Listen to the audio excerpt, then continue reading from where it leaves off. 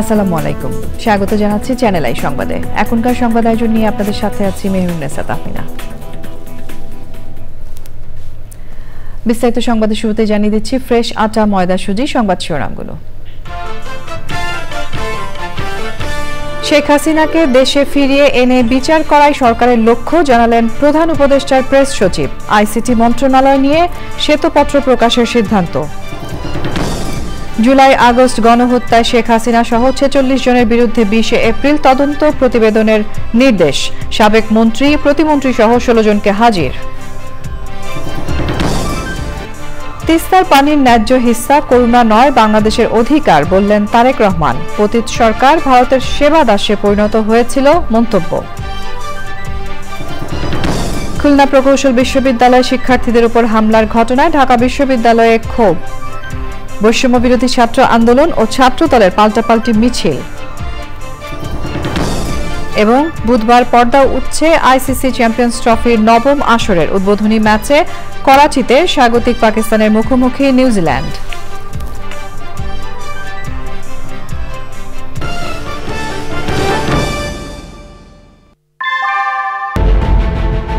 Primacy inbuilt.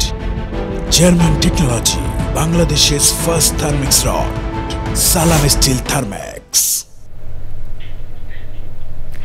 সংবাদ শিরোনামগুলো জানাচ্ছিলাম। এখনকার এই সংবাদ আয়োজন একই সঙ্গে চ্যানেল আই এর ইউটিউব চ্যানেল এবং চ্যানেল আই এর ওটিটি প্ল্যাটফর্ম আই স্ক্রিনে লাইভ স্ট্রিম হচ্ছে। এবার যাচ্ছে বিস্তারিত প্রসঙ্গে। প্রধান উপদেষ্টার প্রেস সচিব জানিয়েছেন, শেখ হাসিনাকে বাংলাদেশে ফিরিয়ে এনে বিচার করাই সরকারের লক্ষ্য। এজন্য সর্বোচ্চ চেষ্টা চালিয়ে যাচ্ছে সরকার।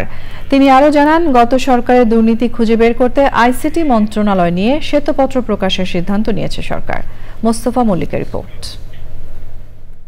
রাজধানীর ফরেন সার্ভিস একাডেমিতে প্রধান উপদেষ্টার প্রেস উইংয়ের নিয়মিত সংবাদ সম্মেলন। সংবাদ সম্মেলনে প্রধান উপদেষ্টার প্রেস সচিব বলেন, বিগত সরকারের আমলে ডিজিটাল বাংলাদেশ গড়ার নামে আইসিটি মন্ত্রণালয়ের দুর্নীতি, অর্থ পাচার সহ নানা অপকর্মের অভিযোগ রয়েছে।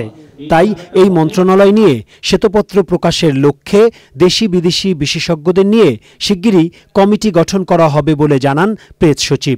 এই বিষয়ে প্রফেসর ইউনূস চাচ্ছিলেন যে এটা একটা শ্বেতপত্র যাতে হয়, এটা ইন্টারিম গভর্নমেন্টের একটা ডিসিশন, যেটা একটা শ্বেতপত্র তৈরি করার আমরা প্ল্যান নিচ্ছি।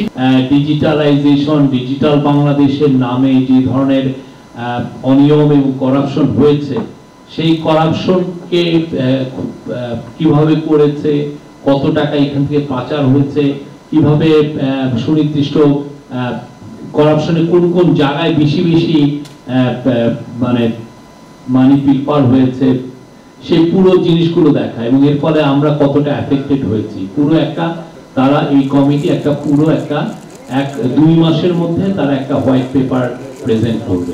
তিনি বলেন, শেখ হাসিনাকে দেশে ফিরিয়ে আনতে প্রচেষ্টা চালাচ্ছে সরকার। আমাদের মূল লক্ষ্য তাকে বাংলাদেশে এনে তাকে বিচার করা।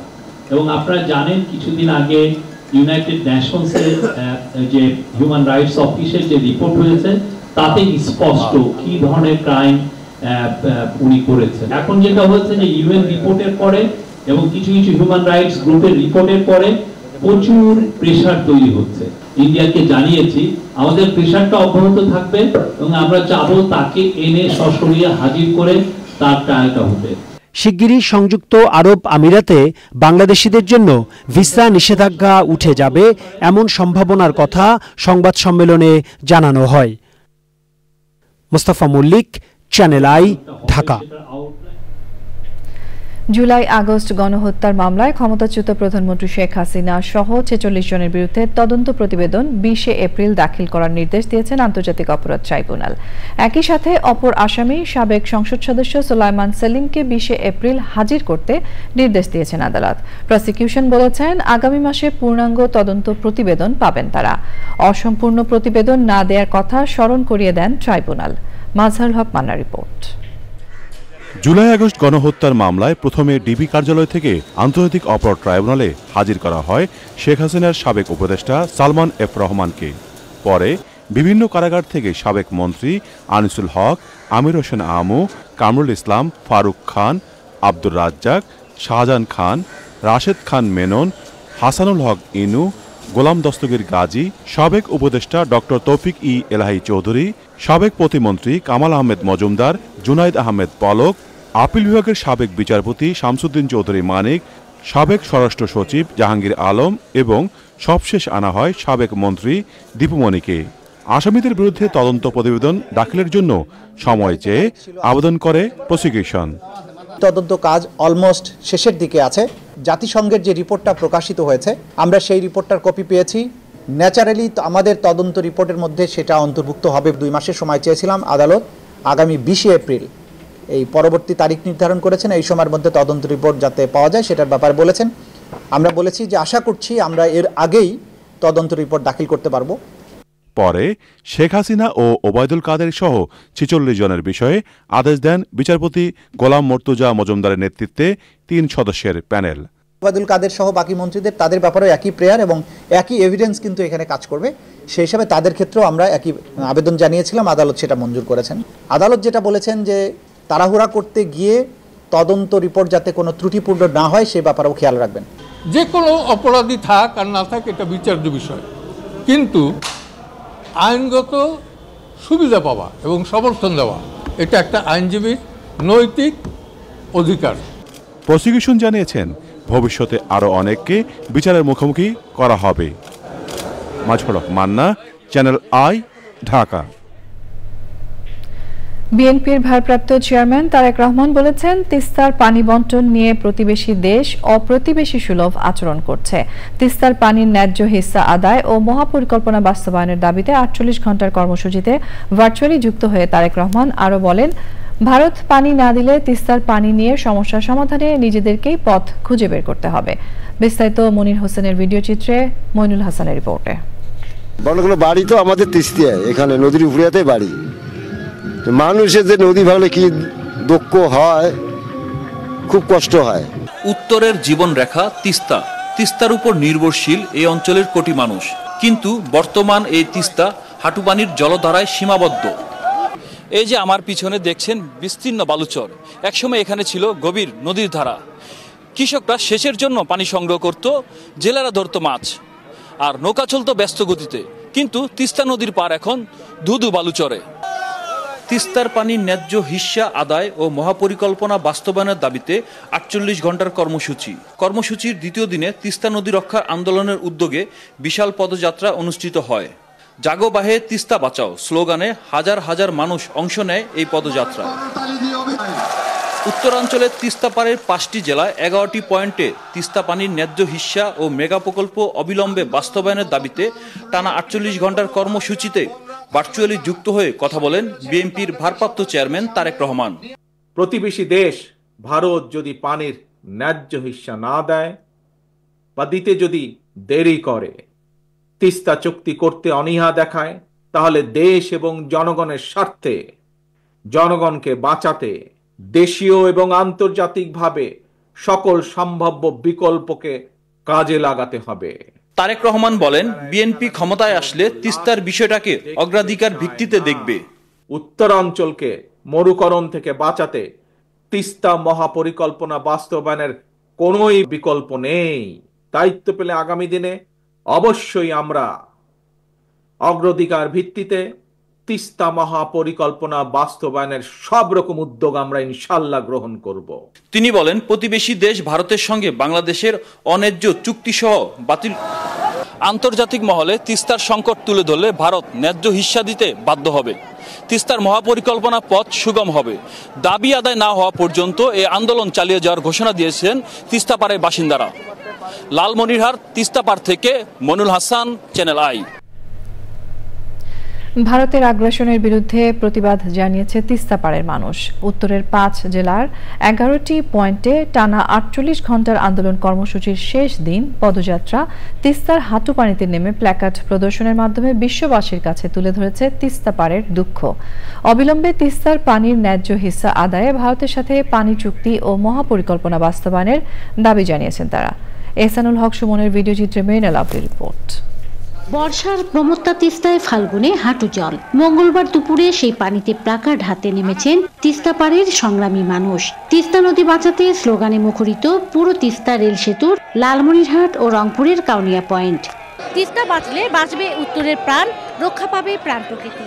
তিস্তা পাড়ে এসব মানুষের উপস্থিতি প্রমাণ করে তিস্তা পানির ন্যায্য হিস্সা এবং তিস্তা মহাপরিকল্পনা বাস্তবায়নের জন্য ঐক্যবদ্ধতার কোনো বিকল্প নেই। ভারতের পানি আগ্রাসনের বিরুদ্ধে হাজার হাজার মানুষের কণ্ঠে প্রতিবাদ উচ্চারিত হয়েছিল তিস্তা নদীর বুকে।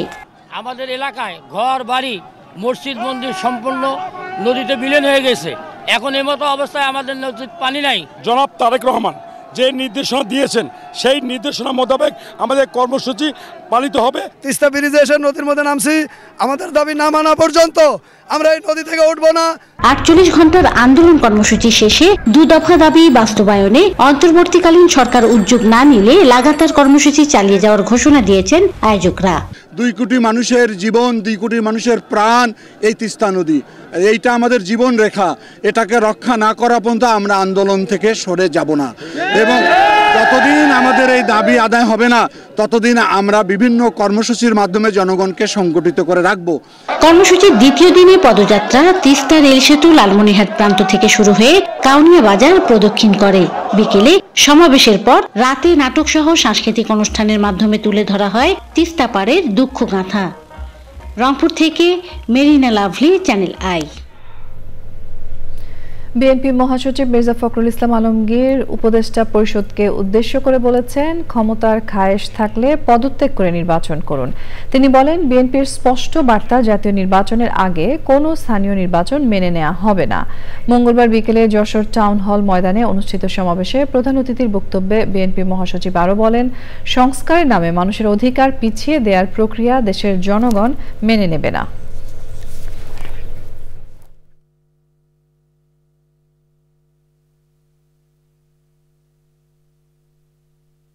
যখনই এই নির্বাচনগুলোকে আগে করতে যাবেন, এলাকায় এলাকায় পাড়ায় পাড়ায় বিভিন্ন গ্রামে গ্রামে আওয়ামী লীগের দুষ্টরা মাথা চালা দিয়ে উঠবে না, তারা আবার মেম্বার ইলেকশন করতে চাইবে না, তারা এখন ঢুকে গেছে, বেরিয়ে আসবে আর এলাকায় এলাকায় গোলযোগ সৃষ্টি হবে, প্রবলেম শুরু হবে। এই জন্য আমরা খুব পরিষ্কার করে বলেছি যে কোনো মতেই জাতীয় নির্বাচনের আগে স্থানীয় সরকার নির্বাচন করা যাবে না। আসন্ন রমজানে আইন শৃঙ্খলা পরিস্থিতি নিয়ন্ত্রণ সহ ত্রিমুখী চ্যালেঞ্জ আছে বলে মনে করছে অন্তর্বর্তী সরকার। রাজধানীতে জেলা প্রশাসক সম্মেলনের শেষ দিনে আওয়ামী লীগ আবারও সংগঠিত হচ্ছে উল্লেখ করে ডিসিদের সতর্ক থাকতে বলা হয়েছে। আইন উপদেষ্টা বলেছেন, জেলা প্রশাসকরা আগে অপকর্মে জড়িত ছিলেন। রফিকুল বাসার রিপোর্ট। জেলা প্রশাসক সম্মেলনের তৃতীয় দিনের শুরুতে 3 বাহিনীর প্রতিনিধিরা বৈঠক করেন। বৈঠক শেষে জানানো হয়, আগস্টে লুট হওয়া 6000 অস্ত্রের মধ্যে 1400 এখনও উদ্ধার হয়নি। আওয়ামী লীগ আবারও সংগঠিত হয়ে কর্মসূচি দিচ্ছে জানিয়ে তাদের বিরুদ্ধে জেলা প্রশাসকদের সতর্ক থাকতে বলা হয়েছে। জননিরাপত্তা, দ্রব্যমূল্য ক্রয় ক্ষমতায় রাখা ও হয়রানি ছাড়া সরকারি সেবা পাওয়ার প্রত্যাশা পূরণে জেলা প্রশাসকদের সজাগ থাকারও নির্দেশ দেওয়া হয়। স্বৈরাচার এবং তাদের দোসররা বিভিন্ন জায়গায় সংগঠিত হচ্ছে এবং কর্মসূচি দিচ্ছে এবং তারা দেশকে একটা অরাজকতার দিকে নিয়ে যেতে পারে, সে ব্যাপারে তাদেরকে সজাগ থাকতে হবে। সামনে রমজান মাস আসছে, সেখানে তাদেরকে একটা ত্রিমুখী চ্যালেঞ্জের মধ্যে পড়তে হবে। আইন শৃঙ্খলা পরিস্থিতি কিভাবে আরো উন্নতি করা যায় এইগুলির ব্যাপারে আলোচনা হয়েছে। যেমন তারা বর্ডারে এলাকায় বিজিবি বৃদ্ধি করার জন্য বলছে, তারা নৌ পুলিশ বৃদ্ধি করার জন্য বলছে। জেলা প্রশাসকরা আগে অপকর্মের সাথে জড়িত ছিলেন অভিযোগ করে আইন উপদেষ্টা বলেন, আইন অনুযায়ী সব করলে আর জনগণের সেবা দেওয়া ছাড়া তাদের উপায় থাকবে না। এত বড় রাষ্ট্রের একটা রিসোর্সকে গত ফ্যাসিস্ট রেজিম জনগণকে অত্যাচার করার জন্য, নিপীড়ন করার জন্য এবং তাদের অপকর্ম জায়েজ করার জন্য ব্যবহার করা হয়েছিল। তো আমরা আশা করব ভবিষ্যতে বাংলাদেশে যেই দলই ক্ষমতায় আসুক, কোনোদিন যেন আমাদের যে প্রশাসন ক্যাডারে যে অসীম আমাদের সম্ভাবনা শক্তি রয়েছে, এটা যেন জনগণকে নিপীড়নের কাজে না লাগিয়ে আমাদের সংবিধানে যেভাবে বলা আছে জনগণের সেবা করার কাজ যেন লাগায়। আইনি কাঠামোর মাধ্যমে সব পর্যালোচনা করে প্রাথমিক সহকারী শিক্ষকদের নিয়োগ দেওয়া হয়েছিল বলে জানিয়েছেন প্রাথমিক ও গণশিক্ষা উপদেষ্টা অধ্যাপক ডাক্তার বিধান রঞ্জন রায় পোদ্দার। নিয়োগ বাতিল হওয়া শিক্ষকদের দাবির সাথে সহানুভূতিশীল বলেও জানান তিনি। Rafiqul Bashar, channel i, Dhaka. আগামী নির্বাচনে আইনের সর্বোচ্চ প্রয়োগ করতে জেলা প্রশাসকদের প্রতি আহ্বান জানিয়েছেন প্রধান নির্বাচন কমিশনার এএমএম নাসিরউদ্দিন। তিনি বলেছেন, যে কোনো নির্বাচনী অপরাধ তাদেরকে কঠোরভাবে মোকাবেলা করতে হবে। ওসমানী স্মৃতি মিলনায়তনে 3 দিনব্যাপী জেলা প্রশাসক সম্মেলনের শেষ দিনে ডিসিদের সাথে মতবিনিময় শেষে তিনি সাংবাদিকদের সাথে কথা বলেন। সিইসি বলেন, অতীতে ডিসিরা তাদের ক্ষমতা প্রয়োগ করতে পারেননি, এবার আর অন্যায় চাপ দেয়া হবে না বলে জানান তিনি।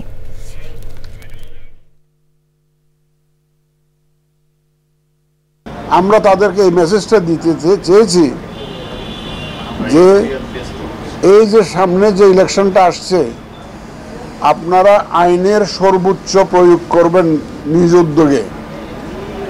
আমরা ইলেকশন কমিশন থেকে আইনের সর্বোচ্চ প্রয়োগ করব। আমরা প্রোঅ্যাক্টিভলি যাতে এই ধরনের যে কোনো ধরনের নির্বাচনী অপরাধ যাতে অ্যাড্রেস করা হয়, সেই মেসেজটা আমরা দিয়েছি।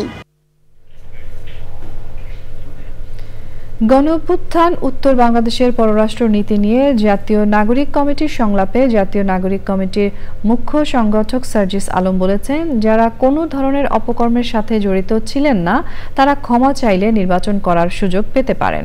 সংলাপে বাংলাদেশের পররাষ্ট্র নীতি ও সংস্কার নিয়ে গুরুত্বপূর্ণ মতামত তুলে ধরেন আলোচকরা। লায়লা নওশনের রিপোর্ট। গণঅভ্যুত্থান উত্তর বাংলাদেশের পররাষ্ট্রনীতি নিয়ে জাতীয় নাগরিক কমিটির দিনব্যাপী সংলাপের সবচেয়ে গুরুত্ব পায় দক্ষিণ এশিয়া ও বাংলাদেশের সাথে ভারতের পররাষ্ট্রনীতি।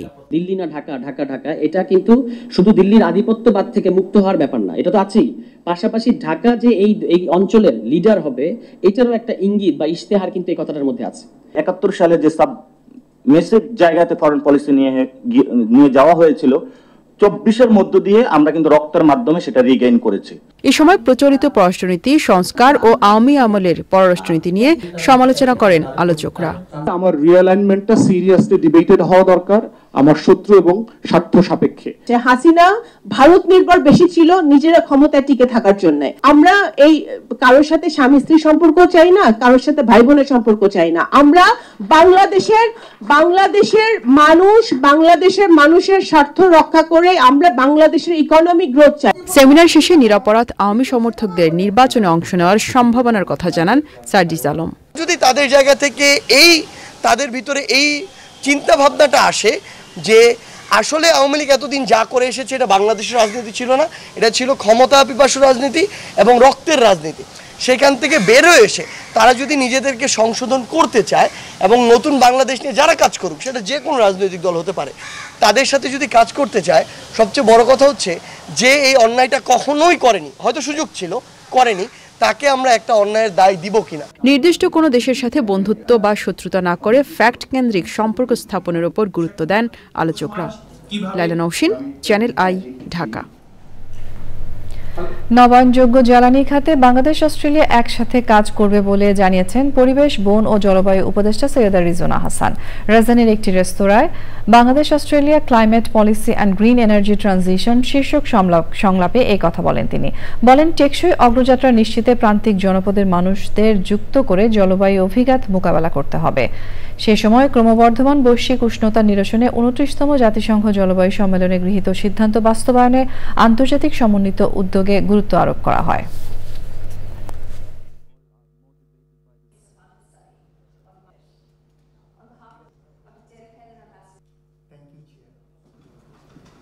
I think we need to invest more to increase the capacity of SREDA, to give it some degree of autonomy, and to ensure that our accountability in the energy sector. Government can also work with the civil society groups, the community groups, and empower the communities to and encourage them also to go for solar dependent irrigation and not otherwise. আমাদের এবার প্রসঙ্গ ভাষার মাস ফেব্রুয়ারি।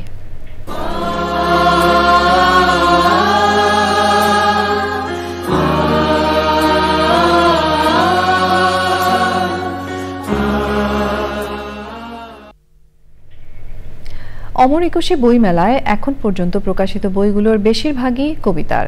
জুলাই অভ্যুত্থান নিয়ে বই প্রকাশ ছিল চোখে পড়ার মতো। মেলার 18তম দিন শেষে ইফতেখার উদ্দিনের রিপোর্ট। অমর একুশে বইমেলা সোহরাওয়ার্দী উদ্যানে লেখক পাঠক সমাগম। পছন্দের বই দেখছেন, কিনছেন বইপ্রেমীরা। আমার নাম সাবা, আমি প্রত্যেক বছরই বই কিনতে আসি, আমার বই পড়তে ভালো লাগে। তবে আজ আমি একটু বেশি খুশি, কারণ আমার বাবার লেখা একটি বই প্রকাশিত হয়েছে। আমি ক্লাস 1-এ পড়ি, আমার বইমেলা অনেক ভালো লাগে, সবসময় প্রতি বছরে আসি। জুলাই গণ অভ্যুত্থান নিয়ে এসেছে কবি ABM সোহেল রশিদের বই। আমরা একজন পরস্পরকে ভালোবাসি, কিন্তু আমরা কজন বলেছি যে আমি তোমাকে ভালোবাসি, এই শব্দটি কিন্তু আমাদের অনেকেরই বলা হয় না। তাই এই ধারণা থেকে কবিতা আমার সূত্রপাত। এছাড়াও থ্রিলার, গবেষণা, আবৃত্তি, উপন্যাস লিখছেন লেখকরা। গ্রন্থ উন্মোচন মঞ্চে প্রতিদিনই আসছে নতুন নতুন বই। এবার আমার আবৃত্তি শিলন আসছে, এই কণ্ঠের কারুকার্য কৌশল 25 নম্বর প্যাভিলিয়ন কথা প্রকাশ থেকে, একই প্রকাশনী থেকে আবৃত্তি, নির্বাচিত আবৃত্তি এবং কবিতা, আমার বই পরিবর্তনের স্রোতে যায় ভেসে, এই দুটি বই কথা প্রকাশ 25 নম্বর প্যাভিলিয়নে পাওয়া যাবে। এটি আমার 55-56 নম্বর বই। আমি মানুষের সঙ্গে প্রকৃতির যে একটা নিবিড় প্রেম আছে, এই দুটো প্রেম, মানুষের প্রেম এবং প্রকৃতির যে প্রেম, এই দুটো প্রেমকে কম্পারেটিভলি একটা তুলনা করে আমি এবারের উপন্যাসটা লিখেছি। আমার এটা প্রথম উপন্যাস, কান্তজির কাকতালীয় কাণ্ড। এখানে কিছু বাস্তবিক ঘটনা, বাস্তবিক স্থান এবং বাস্তবিক অভিজ্ঞতা নিয়ে আমি একটা ফিকশন তৈরি করেছি।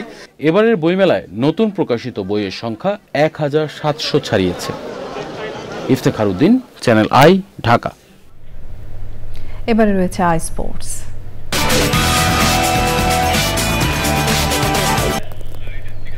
যাচ্ছি পরের সংবাদে। খুলনা প্রকৌশল ও প্রযুক্তি বিশ্ববিদ্যালয়ের ছাত্র রাজনীতি বন্ধের দাবিতে উত্তেজনা ও শিক্ষার্থীদের দুই গ্রুপের মধ্যে সংঘর্ষ, ধাওয়া পাল্টা ধাওয়ার ঘটনা ঘটেছে। মঙ্গলবার দুপুর থেকে বিকেল পর্যন্ত চলা সংঘর্ষের ঘটনায় উভয় পক্ষের অর্ধশতাধিক শিক্ষার্থী আহত হয়েছে। আহতদের কুয়েট মেডিকেল সেন্টার ও স্থানীয় বিভিন্ন হাসপাতালে ভর্তি করা হয়। প্রত্যক্ষদর্শীরা জানান, বিভিন্ন স্লোগানে বিশ্ববিদ্যালয়ের ছাত্র হলগুলো প্রদক্ষিণের সময় শিক্ষার্থীদের দুই গ্রুপের মধ্যে বাকবিতণ্ডা ও ধাওয়া পাল্টা ধাওয়ার ঘটনা ঘটে। পরে যা সংঘর্ষে রূপ নেয়। পরিস্থিতি স্বাভাবিক করতে পুলিশ, সেনা, নৌবাহিনীর সদস্যরা অবস্থান নিয়েছেন।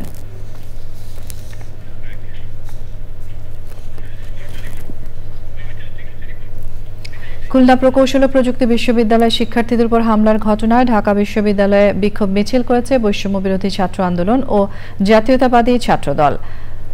কুয়েটে হামলায় ছাত্রদল জড়িত এমন দাবি করে বৈষম্য বিরোধী ছাত্র নেতারা বলেছেন, ক্যাম্পাসে কেউ সন্ত্রাস ও অস্ত্রের রাজনীতি করলে তাদের পরিণতিও ছাত্রলীগের মতোই হবে। তবে ছাত্রদলের দাবি, কুয়েটের ঘটনায় ছাত্রদল নয়, তৃতীয় পক্ষ জড়িত। আক্তার হোসেনের রিপোর্ট। কুয়েটে ছাত্র রাজনীতি নিষিদ্ধের দাবি নিয়ে সংঘর্ষের জেরে রাতে ঢাকা বিশ্ববিদ্যালয়ে পাল্টাপাল্টি বিক্ষোভ মিছিল করেছে জাতীয়তাবাদী ছাত্রদল ও বৈষম্য বিরোধী ছাত্র আন্দোলন। বৈষম্য বিরোধী ছাত্র আন্দোলনের নেতারা বলেন, ক্যাম্পাসে যারা ছাত্রলীগের মতো ফ্যাসিবাদী আচরণ করবে, দেশের মাটিতে তাদেরও ঠাঁই হবে না। ইতিহাসে কিন্তু আপনাদের নাম ভালো করে লেখা থাকবে, সারা জীবন শিক্ষার্থীরা মনে রাখবে।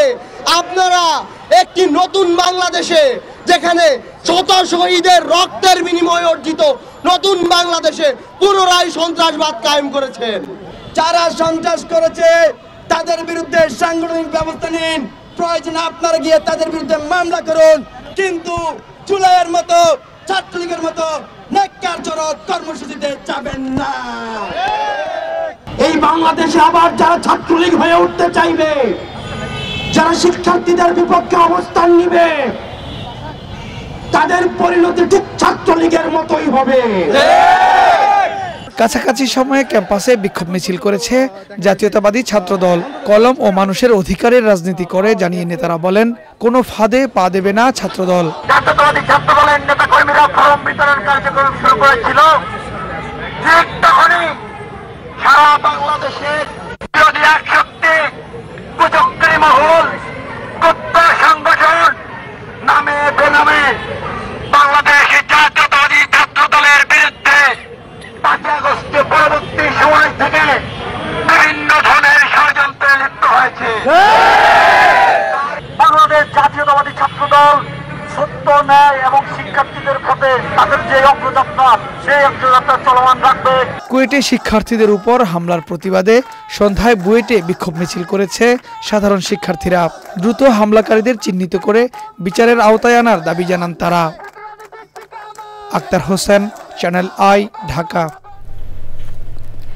সংহতি ও প্রগতির মাধ্যমে দেশের সমৃদ্ধ পোশাক শিল্প গড়ে তুলতে এবং উদ্যোক্তাদের প্রাপ্য সম্মান নিশ্চিত করতে বিজিএমই এর আগামীর নির্বাচন স্বচ্ছ ও গ্রহণযোগ্য করার দাবি জানিয়েছেন ফোরামের নেতারা। চট্টগ্রামে পোশাক শিল্প মালিকদের এক সমাবেশে তৈরি পোশাক খাতে নতুন নতুন প্রযুক্তি ব্যবহারের তাগিদ দেন তারা। চট্টগ্রাম থেকে মোহাম্মদ ইকবাল হোসেনের ক্যামেরায় চৌধুরী ফরিদের রিপোর্ট। দেশের পোশাক শিল্প মালিকদের সর্বোচ্চ সংগঠন বিজিএমই এর নির্বাচনকে সামনে রেখে ফোরামের উদ্যোগে চট্টগ্রামে সমাবেশ। বক্তারা আগামীতে বিশ্ববাজারে টিকে থাকতে এআই সহ নতুন নতুন প্রযুক্তি ব্যবহারে কৌশলী হওয়ার উপর জোর দেন। আগামী দিনে আমাদের যে ক্যাপাসিটি আছে, ক্যাপাসিটিকে ফুলফিল করার জন্য এবং সমৃদ্ধি করার জন্য এনবিআর থেকে আমাদের সেই ডিকার্বনাইজেশন, তারপর আপনার গ্রিন এনার্জি, রিনিউয়েবল এনার্জি, এই জিনিসগুলো কিন্তু আমাদের আস্তে আস্তে এটা কোপ আপ করে ফেলতে হবে। So it's a new subject. স্বচ্ছ বিজিবি চাই। আমরা বলি যে আমাদের ইন্ডাস্ট্রি খুব কমপ্লায়েন্ট, তাহলে আমরা একটা কমপ্লায়েন্ট বিজিবি চাই। ফোরাম ও প্যানেল লিডাররা দেশের রপ্তানিমুখী শিল্পকে আরও গতিশীল করতে এবং বিশ্বের কাছে বিজিএমইএকে মর্যাদাশীল করতে সংগঠনের আগামী নির্বাচন স্বচ্ছ করার দাবি জানিয়েছেন। একটা সুযোগ এসেছে স্বচ্ছ ইলেকশন করার। এই জন্য আমরা যতগুলি ভোট ছিল সেই ভোটগুলিকে প্রত্যেকটাকে ডিটিইউ রুলস অনুযায়ী কাগজ দেখে যাচাই বাছাই করে একটা ভোটার লিস্ট তৈরি করার চেষ্টা করছেন। যেটা আমরা প্রথমে করতে যাব সেটা হলো যে আমরা রোড ম্যাপ নিয়ে কাজ করব। ওকে, আমাদের ডাইরেকশন থাকবে, আমাদের প্যানেল লিডার থেকে বলবে ওনার অবজেক্টিভ, আমাদের বেসিক কারণ হলো ওনার অবজেক্টিভগুলো বাস্তবায়ন করা। পোশাক শিল্পের যে উদ্যোক্তা তাদের প্রাপ্য সম্মান যেন ওনারা পান। অর্থনীতিতে ওনাদের যে ভূমিকা সেটা কখনোই আমরা ভালোভাবে তুলে ধরতে পারিনি, সেটা আমরা তুলে ধরবো, এগুলো প্রথম কথা। সমাবেশে বিশ্ববাজারে দেশের তৈরি পোশাক পণ্যের চাহিদা বাড়াতে শ্রমিকদের দক্ষতা বৃদ্ধি ও পণ্যের মান অক্ষুণ্ণ রাখার উপর জোর দেন বক্তারা। Chowdhury Farid, Channel i, Chattogram. সংবাদের এই পর্যায়ে আমরা নিয়ে নিচ্ছি একটা বিরতি এবং বিরতির পর আরো যা থাকছে। কানাডার টরন্টো পিয়ারসন বিমানবন্দরে অবতরণের সময় দুর্ঘটনায় 19 জন আহত, 3 জনের অবস্থা আশঙ্কাজনক।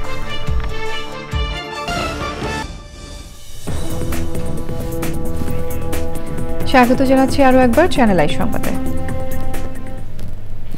কক্সবাজার জেলা শাখার আয়োজনে খেলাফত মজলিসের গণসমাবেশ হয়েছে। কক্সবাজার কেন্দ্রীয় ঈদগাহ মাঠে সমাবেশে প্রধান অতিথি ছিলেন খেলাফত মজলিসের আমির আল্লামা মামুনুল হক। খেলাফত মজলিস কক্সবাজার জেলা শাখার সভাপতি মাওলানা আফসার উদ্দিন চৌধুরীর সভাপতিত্বে সমাবেশে বক্তব্য রাখেন সিনিয়র নায়েবে আমির আল্লামা ইউসুফ আশরাফ, নায়েবে আমির আল্লামা আলী ওসমান, বিএনপির কেন্দ্রীয় মৎস্যজীবী বিষয়ক সম্পাদক ও সাবেক এমপি লুৎফুর রহমান কাজল, নির্বাহী কমিটির সদস্য ও সাবেক এমপি আলমগীর মোহাম্মদ মাহফুজুল্লাহ ফরিদ সহ অন্যরা। নিটোল টাটা, আন্তর্জাতিক সংবাদ।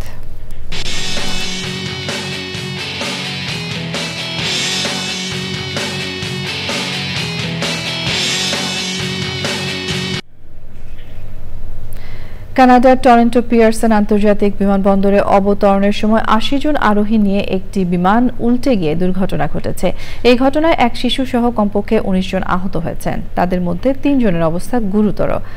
বিমানবন্দর কর্তৃপক্ষ জানিয়েছে ডেল্টা এয়ারলাইন্সের বিমানটি মিনেসোটা অঙ্গরাজ্যের মিনিয়াপোলিস থেকে আসছিল।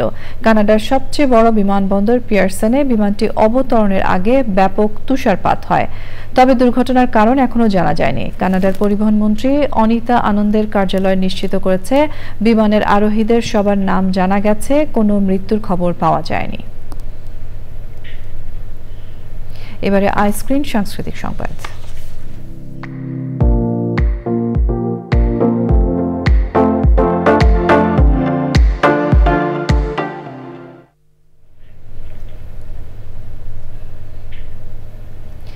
ঢাকা বিশ্ববিদ্যালয়ের টিএসসি মিলনায়তনে অনুষ্ঠিত হচ্ছে আমার ভাষার চলচ্চিত্র উৎসবের ২৩তম আসর। ঢাকা বিশ্ববিদ্যালয় চলচ্চিত্র সংসদ ৪ দিনব্যাপী এই উৎসবের আয়োজন করেছে। উৎসবে প্রতিদিন প্রদর্শিত হচ্ছে ৪টি সিনেমা। সিনেমাগুলোর মধ্যে রয়েছে অরুণোদয়ের অগ্নিসাক্ষী, ভাত দে, মোল্লাবাড়ির বউ, দেবদাস, দোস্ত দুশ্মন, আম্মাজানের মতো পুরনো নন্দিত সিনেমাগুলো। রয়েছে দেয়ালের দেশ, প্রিয় মালতী, রিক্সা গার্ল, কাজল রেখা, তুফান, বলি, লাইভ ফ্রম ঢাকা, পেয়ারার সুবাসের মতো হালের জনপ্রিয় সিনেমাও। উৎসব চলবে ১৯শে ফেব্রুয়ারি পর্যন্ত। ঢাকা ব্যাংক পিএলসি বাণিজ্য সংবাদ।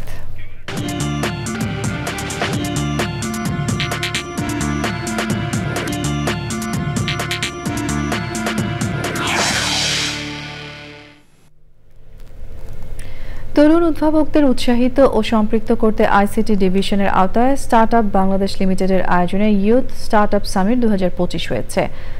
Northern university of business and টেকনোলজিতে উদ্বোধনীতে বক্তব্য দেন স্টার্টআপ বাংলাদেশের ব্যবস্থাপনা পরিচালক সামি আহমেদ। ইউথ স্টার্টআপ সামিটের প্রাথমিক লক্ষ্য হল তরুণ উদ্যোক্তাদের সৃজনশীল এবং কার্যকর সমস্যার সমাধানে দক্ষতা বাড়ানো। ইউথ ইনোভেশন চ্যালেঞ্জের খুলনা ও বরিশাল পর্বে প্রথম স্থান অর্জন করে ইকো সেন্টিনেলস।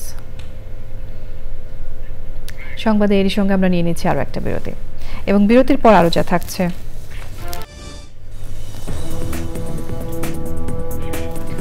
স্বাগত জানাচ্ছি আরও একবার চ্যানেল আই সংবাদে। যাতায়াতের অ্যাপ উবারের মাধ্যমে ১ বছরে ৫,৫০০ কোটি টাকা জিডিপিতে যুক্ত হয়েছে। কর্মঘণ্টা সাশ্রয় হয়েছে কমপক্ষে ১১ লাখ ঘণ্টা।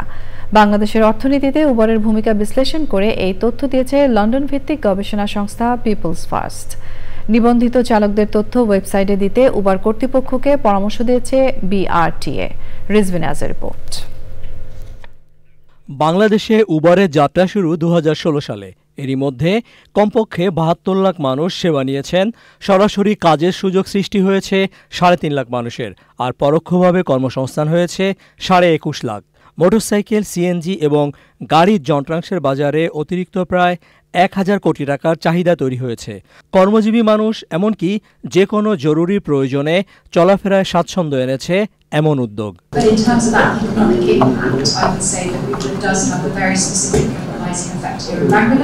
উবারের মতো প্ল্যাটফর্মগুলো যেমন স্বাচ্ছন্দ্য এনেছে, আবার গ্রাহকদের স্বার্থ সংরক্ষণে কিছু ত্রুটি বিচ্যুতির কথাও উঠে আসে আলোচনায়। উবার বাংলাদেশে যদি না থাকে, সেটার কস্ট, অপরচুনিটি কস্টটা কি? That is the impact of it. Livelihood create করছি, ড্রাইভারদের ইনকাম সোর্স, ওই ইনকাম সোর্স দিয়ে how are they again getting some services, consumers কিভাবে উবার রাইড ইউজ করে, যেটা সাধারণত করতে পারতো না। যখন আমি একটা রেস্টুরেন্টে রাত 12টাও যেতে পারছি, ওই রেস্টুরেন্টে যে বিজনেসটা হচ্ছে যাতায়াত করে, আমার that is a ripple effect. আন্তর্জাতিক কোম্পানি হওয়ায় উবারকে দায়বদ্ধতার দিক থেকেও বিশ্বমানের হওয়ার পরামর্শ দেন বিআরটিএ চেয়ারম্যান। অনেক ধরনের সুবিধা, যেমন গাড়ি চালকের এবং গাড়ির সুবিধা, ইনফরমেশন, তাহলে হবে কি যারা নিয়মিত চলাচল করেন ওনারা ওই গাড়িটা করতে পারবেন যে আপনার তো আপনি তো এইভাবে আপনি কেন যাবেন। বেঞ্চমার্ক পিআরের প্রধান নির্বাহী কর্মকর্তা আশরাফ কায়সারের সঞ্চালনায় অনুষ্ঠানে জানানো হয়, গত বছরের মে থেকে জুলাই এই সময়ে ১,০৭৩ জন যাত্রী এবং ২৬২ জন চালকের উপর জরিপ করে রিপোর্টটি তৈরি করা হয়েছে। রিজভিনা ওয়াজ, চ্যানেল আই, ঢাকা। টেকসই উন্নয়ন নিশ্চিত করতে ২০৪০ সাল নাগাদ দেশের মোট বিদ্যুৎ চাহিদার ৪০% নবায়নযোগ্য শক্তি থেকে পূরণ করতে হবে। নবায়নযোগ্য শক্তি খাতে অর্থায়ন জোরদার করতে অর্থায়নকারীদের সাথে এই খাতের উদ্যোক্তাদের সংযোগ আরও বাড়ানোর বিকল্প নেই। বেসরকারি গবেষণা সংস্থা উন্নয়ন সমন্বয়ের আয়োজনে বিশ্ব সাহিত্য কেন্দ্রে বাংলাদেশে নবায়নযোগ্য শক্তি অর্থায়নের ধারা শীর্ষক সেমিনারে বাংলাদেশ ব্যাংকের ডেপুটি ডিরেক্টর রাগিব ইবনুল আসিফ বলেন, ব্যাংক ও আর্থিক সেবা প্রতিষ্ঠানের কর্মকর্তাদের মধ্যে নবায়নযোগ্য শক্তির প্রয়োজনীয়তা ও কার্যকারিতা বিষয়ে সচেতনতা বাড়ালে এই খাতে অর্থায়নের প্রবাহ বাড়ানো যাবে। উন্নয়ন সমন্বয়ের সিনিয়র প্রজেক্ট কোঅর্ডিনেটর জাহিদ রহমানের সঞ্চালনায় সেমিনারে মূল প্রবন্ধ উপস্থাপন করেন বিআইবিএম এর faculty member Khandaker Morshed Millat. Bangladesh association for voluntary sterilization BAVS সরকারের তত্ত্বাবধানে পরিচালিত প্রতিষ্ঠানের প্রশাসকের বিরুদ্ধে স্বেচ্ছাচারিতা সহ নানা কর্মকাণ্ডের অভিযোগ উঠেছে। এইসব অভিযোগের প্রতিবাদ জানিয়ে 4 দফা দাবিতে সংস্থার প্রায় 5 শতাধিক কর্মকর্তা কর্মচারী মানববন্ধন ও অবস্থান কর্মসূচি করেছে। প্রেস ক্লাবে আয়োজিত মানববন্ধনে বকেয়া বেতন ভাতা পরিশোধের দাবি পূরণের তারা 4 দফা দাবিতে আওয়ামী ফ্যাসিবাদের দোসর BAVS এর সাময়িক বরখাস্তকৃত উপপরিচালক মোহাম্মদ নজরুল ইসলামকে স্থায়ী বরখাস্তের দাবি করা হয়। স্থানীয় নির্বাচন নাকি জাতীয় নির্বাচন আগে হবে এসব বলে সরকার কালক্ষেপণ করছে বলে অভিযোগ করেছেন বাম গণতান্ত্রিক জোটের নেতারা। বিকেলে নির্বাচন কমিশন ভবনে CEC এবং অন্য কমিশনারদের সাথে বৈঠক করেন বাম গণতান্ত্রিক জোটের 7 সদস্যের প্রতিনিধি দল। পরে জোটের নেতারা বলেন, সরকার 6 মাসে মানুষকে স্বস্তি দিতে পারেনি। কোনো অজুহাতে কালক্ষেপণ না করে দ্রুত নির্বাচনের তারিখ ঘোষণা করতে হবে। নির্বাচনের যেন সবাই সমান সুযোগ পায় সেটি নিশ্চিত করার কথাও বলেন তারা।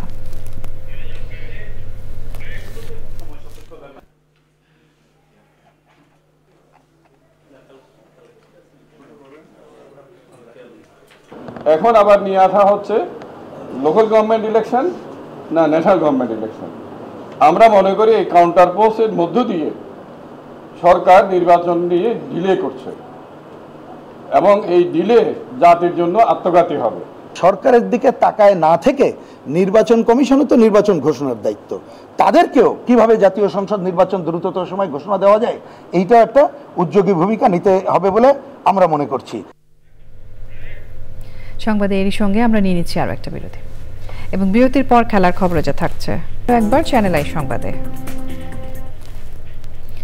নতুন রাজনৈতিক দল বাংলাদেশ সোশ্যাল ডেমোক্রেটিক পার্টি BSDPর আত্মপ্রকাশ হয়েছে। রাজধানীর জাতীয় প্রেস ক্লাবে এক অনুষ্ঠানে 111 সদস্যের জাতীয় কমিটির মাধ্যমে আনুষ্ঠানিকভাবে দলটি যাত্রা শুরু হয়। দলের প্রতিষ্ঠাতা চেয়ারম্যান হয়েছেন প্রকৌশলী ডক্টর বিভূতি রায় এবং মহাসচিব প্রকৌশলী মাহবুবুল আলম। দলের নেতারা বলেন, তারা এমন বাংলাদেশ কল্পনা করেন যেখানে প্রতিটি ব্যক্তির উন্নতি, অংশগ্রহণ এবং জাতির অগ্রগতিতে অবদান রাখার সুযোগ থাকবে। BSDPর লক্ষ্য ঐক্য, অন্তর্ভুক্তি এবং অগ্রগতিকে উৎসাহিত করা উল্লেখ করে তারা আরও বলেন, দেশের উজ্জ্বল ভবিষ্যৎ নিশ্চিত করা এবং উন্নত জাতি হিসেবে বিশ্বমঞ্চে উপস্থিতি প্রতিষ্ঠা করাও তাদের লক্ষ্য। এবারে রয়েছে খেলার খবর। শেখ হাসিনাকে দেশে ফিরিয়ে এনে বিচার করাই সরকারের লক্ষ্য জানালেন প্রধান উপদেষ্টার প্রেস সচিব। ICT মন্ত্রণালয় নিয়ে শ্বেতপত্র প্রকাশের সিদ্ধান্ত।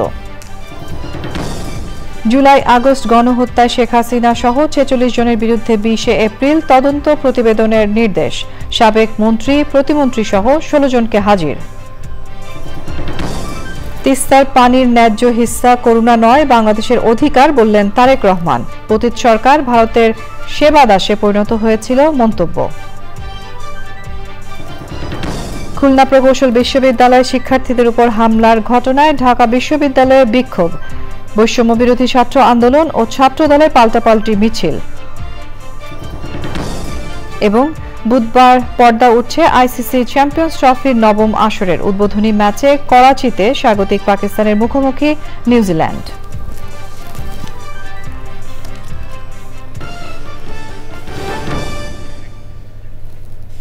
এই সঙ্গে শেষ করছি আমাদের এখনকার সংবাদ আয়োজন। ধন্যবাদ সঙ্গে থাকার জন্য।